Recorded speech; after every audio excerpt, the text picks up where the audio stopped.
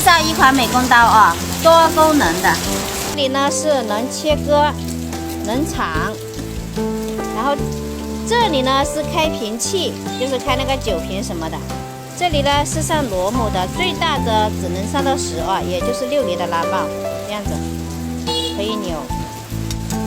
这个位置呢是可以装这个劈头，上劈头用的啊，扭螺丝，代替一个螺丝刀，也可以上这个十字的啊，来，也可以上十字的。这个位置呢是可以当那个撬刀，也就是我们开瓶、开罐啊，都可以用到，也可以当那个一字的螺丝刀用。这个是可以当一字螺丝刀扭螺丝用的啊。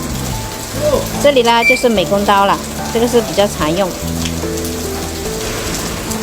这边的数字呢是可以当那个标尺用的，也就是刻度尺啊。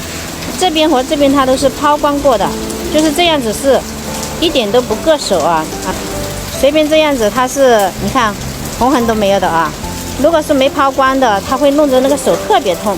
经常不用的时候呢，把这里缩回来，按住它，然后这个套子把它装起来，这样子。